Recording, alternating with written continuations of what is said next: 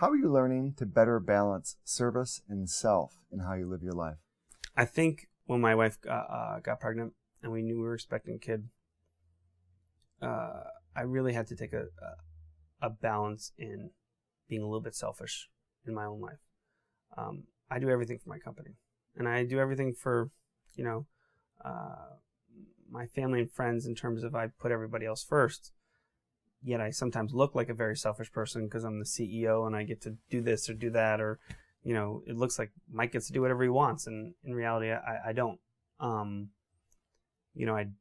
didn't take enough time to properly exercise. Just kind of my own mental health.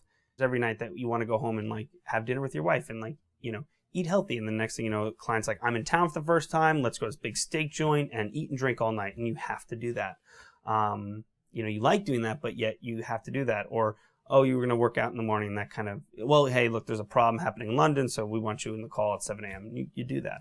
So I think that the balance now has come that, well, first, the fear of going broke when you start a company, you have to do those things. And now that we've sold, being financially stable allows for some independence.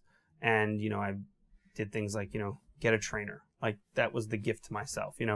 Literally be held accountable to someone else to work out on your own. Like, if you think about it, I'm like, I don't want to disappoint this guy, so I'll make sure that I'm showing up every morning at 7 a.m. And then all of a sudden you look at it and you're like, that's really for you, but you've that's, I guess, I don't know why, but that was a way to get me to do things. Yeah. Having to sit there and say, you know what, I'm going to take this Friday off and, spend it with my family, and not feel bad about it. It took a lot to do that, but I realized that I need to take care of myself more in order to get to this next stage in my entrepreneurial life, the next stage in my business life. And it's something that I didn't understand. I would tell every entrepreneur, the young ones, I'd be like, do whatever it takes. Work 7 days a week, work every hour, doesn't matter, do it all the time, sacrifice everything. And as you get older, you realize, look, health, number one, is the thing you should be selfish with. 2, your own mental clarity, removing yourself from your situation. 3, making sure the people that love you, not just giving them time, but giving them paying attention time.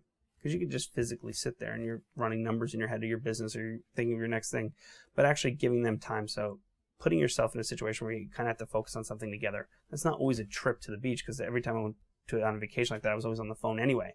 But it's like working on little things together with your girlfriend, boyfriend, or spouse. And I think that's the selfish time that you need, because it's what's gonna kind of re-energize you to move forward. But I think the health one is an important one that sometimes gets way overlooked. And I think sometimes the people I think are most successful are the ones who are able to balance their health, whether it's eating or exercising, into their work life. I'm always jealous of those people, but I now see that they're kind of a little bit more in control.